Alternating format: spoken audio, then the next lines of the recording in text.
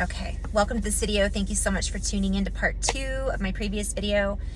I just want to go back into a little flow. I was talking about compassion, and in a nutshell, so my intention is love and light.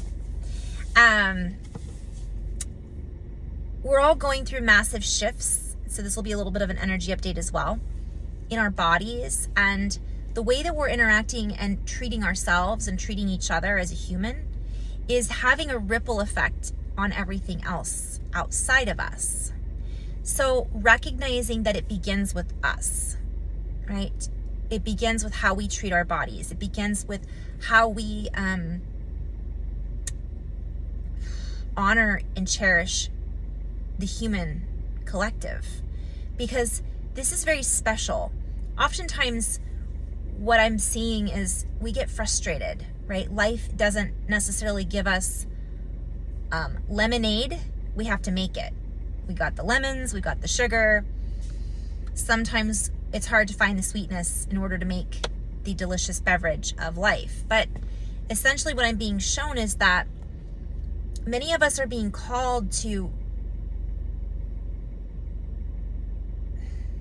I guess the right word is up our responsibility, be more responsible with our energy. And that means sharing it with others, expressing through love, expressing through joy, expressing through gratitude. And when we do it in this way, we become more patient. We observe things from a different perspective. We become softer. And that doesn't mean softness isn't meant to be mistaken. It's not to be taken for weakness. It's actually the ability to just observe with gentle compassion. And then from that, we have responsibility, which is taking action from compassion. And we're less likely to be hard, rigid, but we can still have this deep internal strength that allows us to be more present with what it is that we're taking action towards. So that was kind of the end of the message from the last video. I'm going to go back into flow. And again, this play with words, sometimes this is just meant to be felt, not necessarily understood on a linear perspective. Got a little light language that's going to come through, possibly, or not.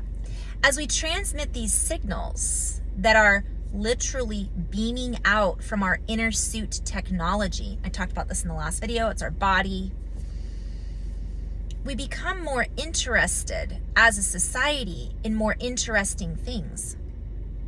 That's a play on words. I'm hearing inner resting heart rate, heart math, coherence.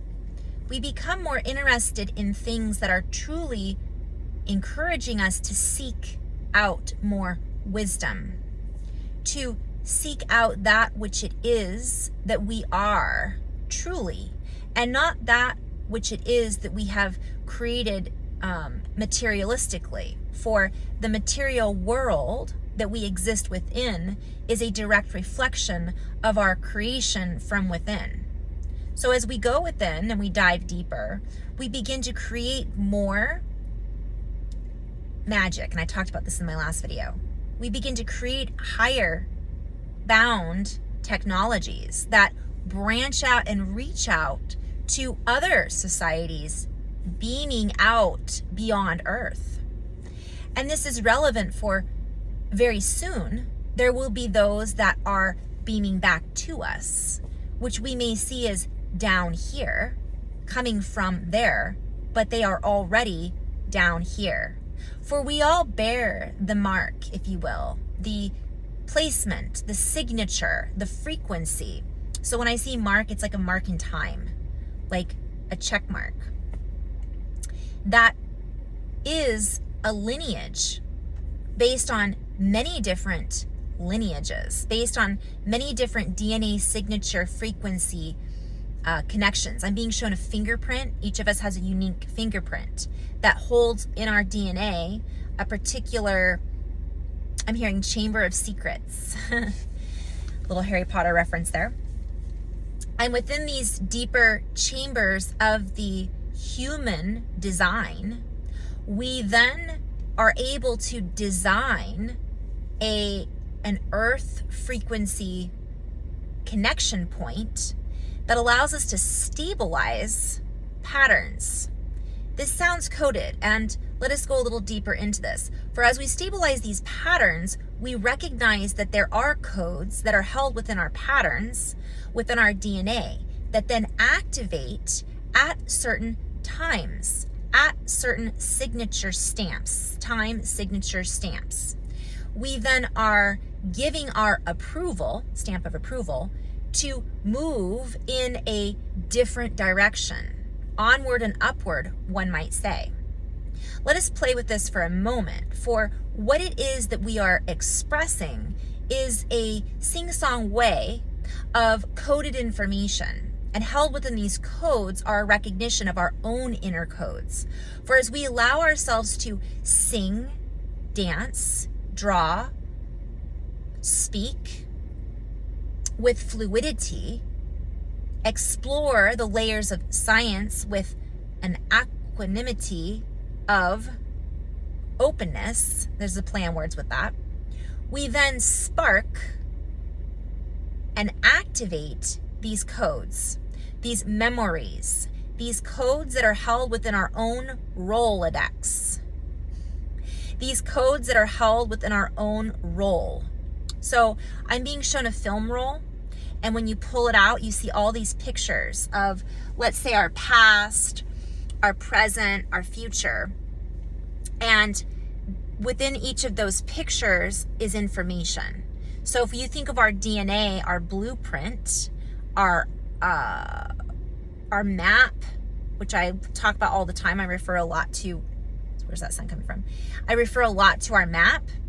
We are accessing these points in time on the map that essentially are giving us the ability, I think I just messed that up, to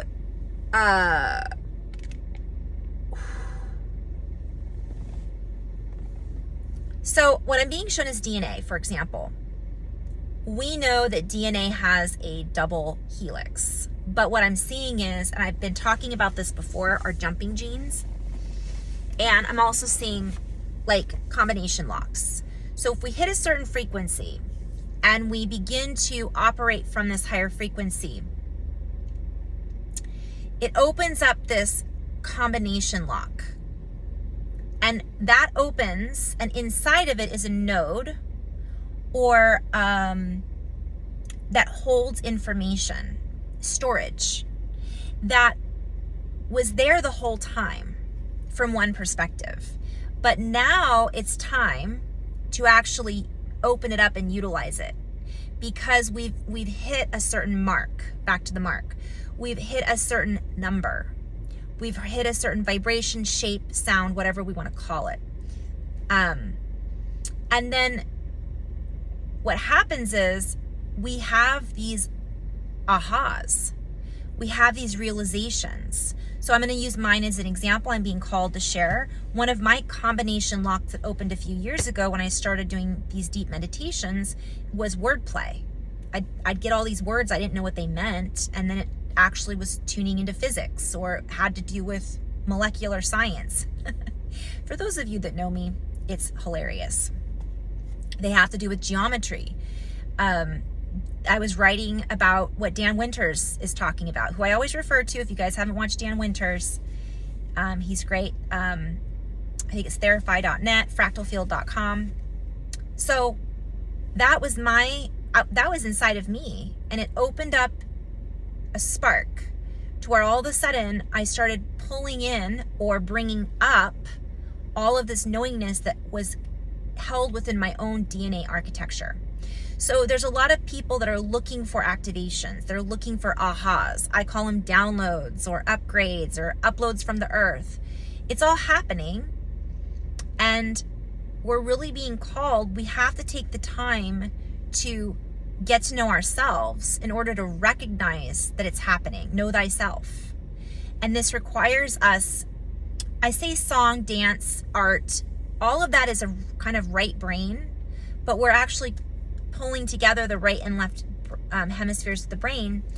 And what we're able to do then is access this through that connection point, getting out of just, oh, this doesn't make sense, this isn't logical. If you feel like dancing, dance, because sometimes this energy is pulled up through movement. A lot of my older videos, I move energy a lot, and I'll do some again very soon when I have some free time. But essentially, we're pulling energy through our cellular memory, and this cellular memory holds whatever our package, our DNA, our life kit gives us access to. And each individual has a different set of memories because we're all unique individual expressions of source. So I'm really being called to kind of share that, to just recognize that more and more of us are having these ahas. We are having these memories. And if you're not having them yet, it will happen. It's just a matter of finding that key signature to tune into that allows us to key into, like a computer, the right code. And that is usually from us being in the heart, being in a place of bliss, love, joy, right? Heart-centered awareness. It doesn't mean that we're going to be in heart-centered awareness all the time. But if we're in it more frequently, then that shifts our frequency more frequently. And it allows us to tune in with more frequency. So it shifts everything is the whole point. So I could play with those words for a little bit. The other thing that started happening for me was light language. The energy healing became stronger. Connection when I got barefoot with Mother Earth. I could feel and see things happening inside of Earth. Became more aware of everything. I started remembering my past lives. My dream time became much more vivid, which I want to just touch on that briefly, and then I'm going to end on this point. Some of us, our dreams aren't as vivid because most of us, the dreams are off the charts, but we're not always remembering them because we're actually making our reality now more vivid, if that makes sense. What I was shown is it's okay if your dream time isn't as vivid as you'd like it to be. This is vivid.